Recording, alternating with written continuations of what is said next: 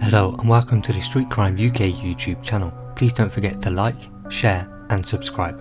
Today we look at Aram Sheibani, who was never far away from being in trouble.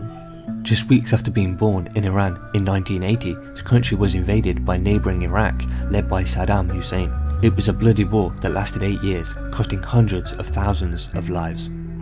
After it continued, after the Sheibani family fled the country in 1986 and settled in Manchester.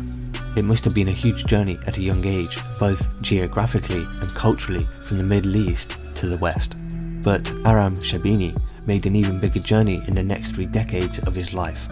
From odd jobs and dabbling in property, Mr. Sheibani worked his way up through the criminal underworld, becoming an international drugs boss and revelling in the cash-rich Playboy lifestyle that came with it. 4 decades since those early years in Iran, the Sheibani family have been torn apart. Aram Sheibani is in jail, beginning a huge 37-year jail sentence. His parents are fugitives, having allegedly benefited from their son's crimes, and GMP are now gunning for his assets. They believe his case will prove to be one of the force's biggest ever wins under the Proceeds of Crime Act, the so-called gangster tax. And Mr. Sheibani could potentially face even more time in jail if he can't pay back his ill-gotten gains. So much of his trial reflected the difference in how Mr. Sheibani liked to portray himself in contrast to the reality of life. This was even the case as Mr. Sheibani described his early years. Mr. Sheibani said his family were extremely wealthy in Iran, living with servant quarters. He recalled having a chauffeur drive him to school. His father had a really high post in the Iranian government's agricultural ministry, and his mother ran a hospital.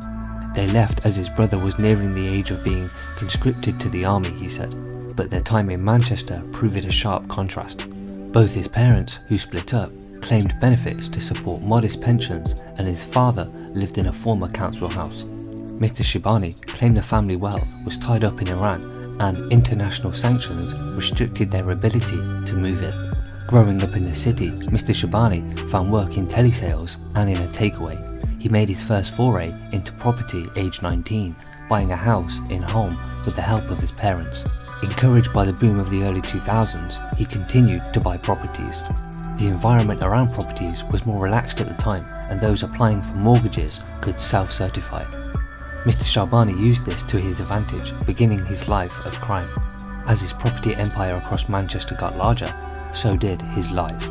In mortgage applications, he would variously say he was working as a manager or an interior designer and exaggerate his income. His claims of how much he earned did not stack up to his declared income to HMRC. From 1999 to 2010, he only declared income in 5 of those years, but in that time frame he had bought 9 properties. He would fail to declare more than £3 million. As time progressed, he built up a huge property empire, funneling cash into them and using them to launder money. Mr. Sheibani would be linked to the ownership of 22 properties in the UK as well as in Spain. His property dealings peaked with a deal for a £1.74 million luxury flat in Kensington.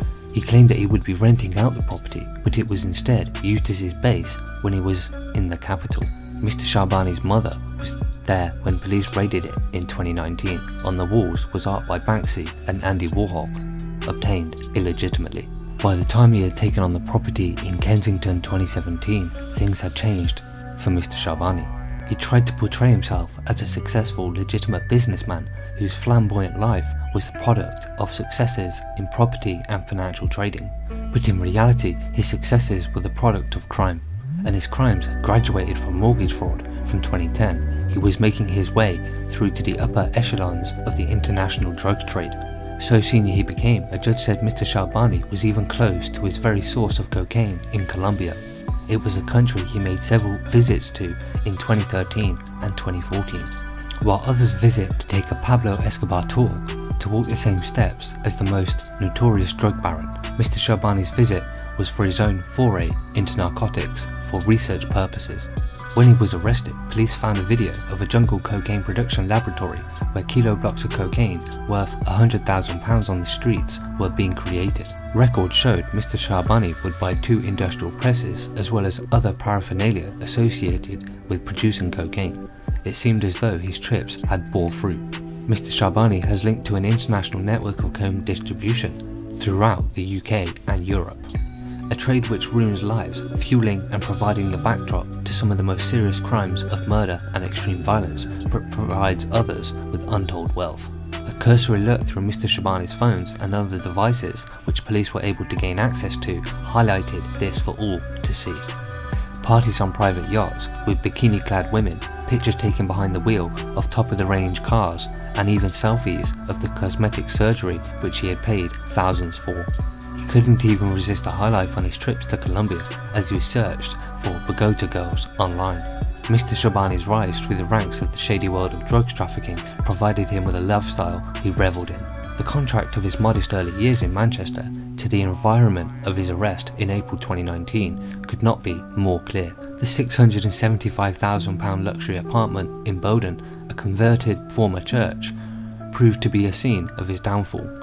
Following a dogged police investigation, the game was up. Officers had tirelessly pursued his financial records, making inquiries around the world. With the help of seizures made during raids on the apartments in Bowden and Kensington, they built a powerful case which would help keep Mr. Sheibani behind bars until his mid-50s. He had a £1 million in cash, a £5 million property portfolio, and had lived a Playboy lifestyle most can only dream of. Police have control over much of those assets, including Bitcoin worth more than £1.3 million. Financial experts will now pore over the details of the case to determine exactly how much Mr. Sheibani benefited from his crime. Criminals who can't pay back the figure decided by the court within a certain time period could be given more time in jail. As he considers life following the bombshell 37-year sentence imposed, Mr. Sheibani may be thinking back to those early days in Iran. His parents, the subject of a European arrest warrant after being said to have also profited from their son's crimes, are thought to be back there. I am in no doubt that they enjoy a relatively luxurious life there, courtesy of the criminal proceeds hidden away in Iranian banks or elsewhere by them and you, Judge Anthony Cross QC said. With no extradition treaty in place, it seems unlikely they will ever appear in a UK court, despite his world having caved in around him. That may provide Mr. Sheibani a source of comfort as he starts life as a convicted prisoner. So what are your thoughts about Mr. Sheibani, a once wealthy drug boss who lived a lavish lifestyle as a result of his rise through the criminal underworld before being caught and sentenced to 37 years in prison? Please share your thoughts in the comments below. Thanks for joining us, and until next time, stay safe.